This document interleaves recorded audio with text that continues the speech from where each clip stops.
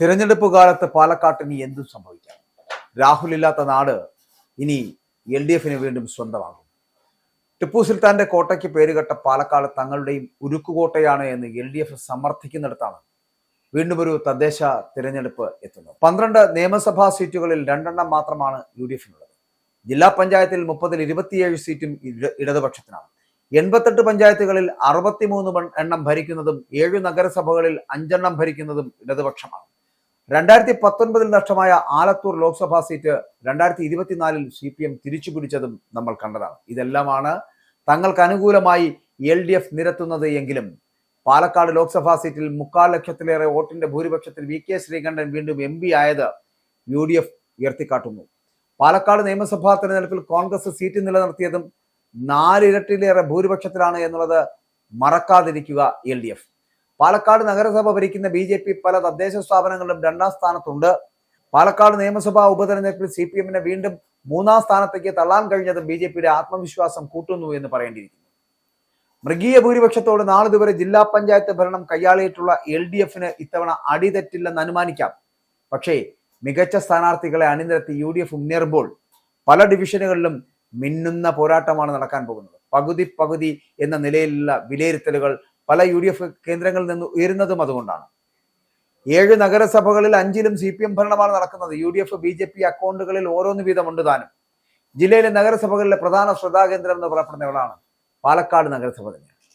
തുടർച്ചയായിട്ട് 2ാം തവണയും BJP ഭരിക്കുന്നു എന്നത് തന്നെയാണ് ഇതിന് ആക്കം കൂട്ടുന്നത്. പക്ഷേ ഇത്തവണ ഒന്നും തന്നെ പ്രവചനത്തിൽ ഒതുങ്ങുന്നില്ല എന്ന് തന്നെയാണ് പൊതുവെയുള്ള ചിത്രം. BJP-ക്കുള്ളിലെ പടലപ്പിണക്കം പരസ്യമാണ്. അതുതന്നെയാണ് UDF-ന്റെ പിടിവള്ളി എന്ന് പറയുന്നത്. LDF അടക്കം 3 മുന്നണികളും കടുത്ത പോരാട്ടം ലക്ഷ്യമിട്ട് തന്നെയാണ് കളത്തിലിറങ്ങിയിട്ടുള്ളത്. പക്ഷേ മുൻ ലോക്സഭാ നിയമസഭാ തെരഞ്ഞെടുപ്പുകൾ കണക്കെടുത്താൽ ഒന്നും ശുഭകരമല്ല എന്ന് LDF വിലയിരുത്തുന്നത് എങ്കിലും തദ്ദേശ തെരഞ്ഞെടുപ്പിൽ സ്ഥിതി മാറിയേക്കാമെന്നും അവർ കണക്ക് കൂട്ടുന്നുണ്ട്. മിക്ക നഗരസഭകളിലും നിറസാന്നിധ്യമായി BJP ഉള്ളത് LDF-നും UDF-നും ഒരുപോലെ വെല്ലുവിളിയാണ്. നമുക്കറിയാം, ഇടതുകോട്ട എന്ന് വിശേഷിപ്പിക്കുന്ന ജില്ലയിലെ ഭൂരിഭാഗം പഞ്ചായത്തുകളിലും LDF ഭരണമാണ്. പക്ഷെ സർക്കാർ വിരുദ്ധ UDF അനുകൂല തരംഗം എല്ലായിടത്തും UDF പ്രതീക്ഷിക്കുന്നുണ്ട്. മാറ്റത്തിന്റെ കാറ്റ് മിക്കയിടങ്ങളിലും പ്രകടമാണ് എന്ന് UDF വിലയിരുത്തപ്പെടുമ്പോഴും അവിടെയൊക്കെയും LDF ശക്തി കേന്ദ്രങ്ങളാണ് എന്നുള്ളത് മറന്നുപോകുന്നു. BJP പലയിടത്തും നിർണായകമായിട്ടുള്ള ശക്തിയാകാൻ ഇടയുണ്ട്. പാലക്കാട് അങ്ങനെയാണ്. പാലക്കാടിന്റെ ഒരു മണ്ണും മേന്മയും അങ്ങനെയാണ്. കഴിഞ്ഞ തവണത്തെക്കാൾ കൂടുതൽ പ്രാദേശിക സ്ഥാനാർത്ഥികളെ സ്വന്തം ചിഹ്നത്തിൽ അവതരിപ്പിക്കുവാൻ BJP-ക്ക് പ്രാവശ്യം കഴിഞ്ഞിട്ടുണ്ട്. 13-ൽ 11 ബ്ലോക്ക് പഞ്ചായത്തുകളിൽ LDF-നാണ് ഭരണം. പട്ടാമ്പി, മണ്ണാർക്കാട് എന്നിവിടങ്ങളിലാണ് UDF ആകെ ഭരണം നടത്തുന്നത്. അപ്പോൾ ഇത്തവണ വലിയ മാറ്റമാണ് UDF പ്രതീക്ഷിക്കുന്നത്. ഈ 13 ബ്ലോക്കുകളിൽ ഏകദേശം 8 ബ്ലോക്കുകളെങ്കിലും തങ്ങൾക്ക് ലഭിക്കുമെന്നുള്ള വലിയ പ്രതീക്ഷയും നടക്കുമോ എന്നറിയില്ല. നമുക്കറിയാം, ഈ കാർഷിക ജില്ലയായിട്ടുള്ള പാലക്കാട്ടെ പ്രധാന തെരഞ്ഞെടുപ്പ് വിഷയം എന്ന് പറയുന്നത് നെല്ല് സംഭരണം തന്നെയാണ്. നെല്ല് സംഭരണ വില വൈകുന്നത്, മലയോര കുടിയേറ്റ മേഖലകളിലെ വന്യമൃഗ ശല്യം, തെരുവുനായ ശല്യം, സപ്ലൈകോ സബ്സിഡി സാധനങ്ങളുടെ കുറവ്, ഇലപ്പള്ളി ബ്രൂവറി തുടങ്ങിയവയെല്ലാം ചർച്ചാ വിഷയമാണ് തിരഞ്ഞെടുപ്പിൽ. അതിലൊന്നും ഒരു മാറ്റവുമില്ല. നിയമസഭാ തിരഞ്ഞെടുപ്പിന് മുന്നേയുള്ള സന്നാഹ മത്സരമായിട്ട് തന്നെയാണ് LDF-ഉം UDF-ഉം ഈ തിരഞ്ഞെടുപ്പിനെ കാണുന്നതും. മുന്നണികൾ നേരിടുന്ന വെല്ലുവിളികൾ എന്ന് പറയുന്ന പലവിധമാണ്. നമുക്കറിയാമല്ലോ, പലതരത്തിലുള്ള സംവിധാനങ്ങൾ പാലക്കാട്ട് ചർച്ചയാകുമെന്നുള്ള കാര്യത്തിൽ സംശയമില്ല. നെല്ല് സംഭരണത്തിലെ പാളിച്ചകൾ, ശബരിമല സ്വർണ്ണക്കൊള്ള വിഷയങ്ങൾ LDF-ന് തിരിച്ചടിയാണ് എന്നുള്ള കാര്യത്തിൽ സംശയമില്ല. പാലക്കാട് നഗരസഭയിൽ BJP-യുടെ ഭരണം അവസാനിപ്പിക്കുകയും മറ്റിടങ്ങളിൽ സ്ഥിതി മെച്ചപ്പെടുത്തുകയും ചെയ്യുകയാണ് UDF അപ്പോൾ അവിടെ ലക്ഷ്യം വെക്കുന്നത്. രാഹുൽ മാങ്കൂട്ടത്തിൽ MLA-ക്കെതിരെ ഉണ്ടായിട്ടുള്ള ലൈംഗിക ആരോപണങ്ങൾ UDF-ന് തിരിച്ചടിയാകുമോ എന്നറിയുവാൻ തെരഞ്ഞെടുപ്പ് ഫലം വരെ നമ്മൾ പക്ഷേ കാത്തിരിക്കേണ്ടി വരും. BJP-യിൽ മുൻ പാലക്കാട് നഗരസഭാ ചെയർപേഴ്സൺ രാഷ്ട്രീയം തന്നെ മതിയാക്കിയതും നിലവിലെ നഗരസഭാ ചെയർപേഴ്സൺ ഇത്തവണ മത്സരിക്കാതെ മാറി നിൽക്കുന്നതും ഈ പാർട്ടിയിലെ വലിയ വിഭാഗീയതയുടെ പ്രത്യക്ഷ ഉദാഹരണങ്ങളാണ്. അവിടെ BJP അഭിമുഖീകരിക്കുന്ന വലിയ പ്രതിസന്ധിയാണ് എന്നുള്ളതാണ്. വിമത തലവേദന ഇത്തവണ ഇടതുപക്ഷത്താണ് കൂടുതൽ. മുൻ MLA-യും CPM നേതാവുമായിട്ടുള്ള PK ശശിയെ അനുകൂലിക്കുന്നവർ മണ്ണാർക്കാട് നഗരസഭയിലും സമീപ പഞ്ചായത്തുകളിലും മത്സരിക്കുകയാണ്. കൊഴിഞ്ഞാമ്പാറയിലെ CPM വിമതർ കോൺഗ്രസിനൊപ്പം ചേർന്നാണ് മത്സരം നടത്തുന്നത്.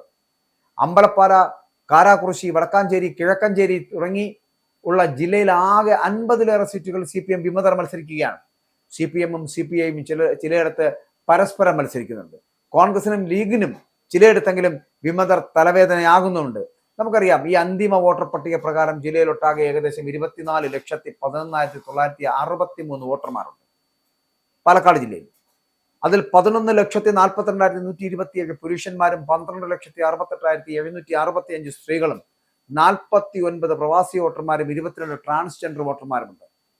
ഗ്രാമ, ബ്ലോക്ക്, ജില്ലാ പഞ്ചായത്തുകളിലും നഗരസഭകളിലുമായിട്ട് ആകെ 6726 സ്ഥാനാർത്ഥികൾ പാലക്കാട് ജില്ലയിൽ നിന്ന് ജനവിധി തേടുന്നുമുണ്ട്.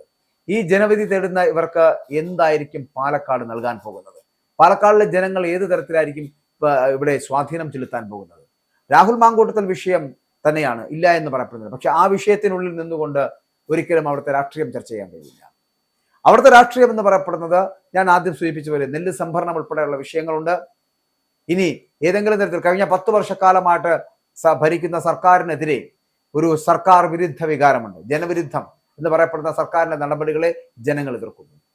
ജനങ്ങൾക്കെതിരായി പ്രവർത്തിക്കുന്ന ഒരു സർക്കാരാണെന്ന് അവിടുത്തെ ജനങ്ങൾ, അല്ലെങ്കിൽ കേരളത്തിലെ ജനങ്ങൾ തന്നെ തിരിച്ചറിയുമ്പോൾ അത് പാലക്കാട്ടും പ്രതിഫലിച്ചേക്കാം. അത്തരത്തിൽ പ്രതിഫലിക്കുകയാണെങ്കിൽ അത് LDFന് വീഴ്ചയായിരിക്കും. ഇല്ല എങ്കിൽ അത് LDFന് ഗുണമേ ചെയ്യൂ.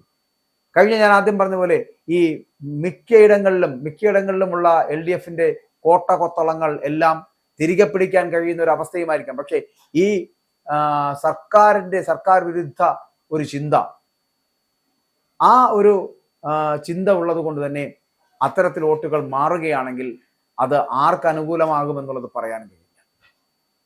ഇവിടെ ഇപ്പോൾ നമുക്കറിയാം, ഞാൻ ആദ്യം സൂചിപ്പിച്ചു 12 നിയമസഭാ സീറ്റുകളുണ്ട് പാലക്കാട്ട്. UDFന് അവിടെ ആകെ ഉള്ളത് 2ആണ്. ബാക്കി 10 സീറ്റിൽ മത്സരിച്ച് വിജയിച്ചിരിക്കുന്നത് LDF ആണ്.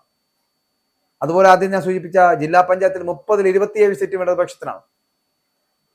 88 പഞ്ചായത്തുകളുള്ളതിൽ 63 ഭരിക്കുന്നത് LDF ആണ്. 7 നഗരസഭകളിലെ 5 ഭരിക്കുന്നത് ഇടതുപക്ഷമാണ്. അപ്പോൾ ഇങ്ങനെ പാലക്കാട് നഗരസഭയും പാലക്കാട് ജില്ലയുമായി ബന്ധപ്പെട്ടിട്ട് വലിയ അഭേദ്യമായിട്ടുള്ള ബന്ധം നിലനിർത്തുന്ന ഒരു രാഷ്ട്രീയ പാർട്ടി എന്ന് പറയുന്നത് LDF ആണ്, CPM ആണ്. പക്ഷേ ഈ CPMന്റെ ഇപ്പോഴത്തെ രാഷ്ട്രീയ സാധ്യതകൾ ചിലപ്പോൾ കുറഞ്ഞേക്കാം. അതിന് കാരണം പിണറായി വിജയന്റെ ഈ 10 വർഷത്തെ ഭരണ നേട്ടം തന്നെയായിരിക്കാം. ആ ഭരണവിരുദ്ധ വികാരം വളരെ കൃത്യമായിട്ട് പ്രതിഫലിക്കുന്ന ഒരു തെരഞ്ഞെടുപ്പ് നടക്കുവാനുള്ള സാധ്യതയാണ് പലരും പ്രവചിക്കുന്നത്. പക്ഷേ തദ്ദേശ സ്വയംഭരണ തെരഞ്ഞെടുപ്പ് ആയതുകൊണ്ടും പാലക്കാട് പോലൊരു ചുവപ്പൻ മണ്ണായതുകൊണ്ടും തന്നെ അവിടെ മാറ്റമുണ്ടാകുമെന്നുള്ള കാര്യത്തിൽ സംശയമില്ല. അവിടെ പാലക്കാട് എന്ന് പറയപ്പെടുന്നത് എന്തും സംഭവിക്കാവുന്ന ഒരു സ്ഥലമാണ്. അവിടെ രാഹുൽ മാങ്കൂട്ടത്തിൽ പോലൊരു രാഷ്ട്രീയക്കാരൻ ഇനി അവിടെ ഇറങ്ങി നടക്കാൻ കഴിയാത്തൊരു സ്ഥിതിവിശേഷം കൂടി ഉണ്ടായപ്പോൾ ആ നാട് LDFന് സ്വന്തമാകുമെന്നുള്ള കാര്യത്തിലും സംശയമില്ല.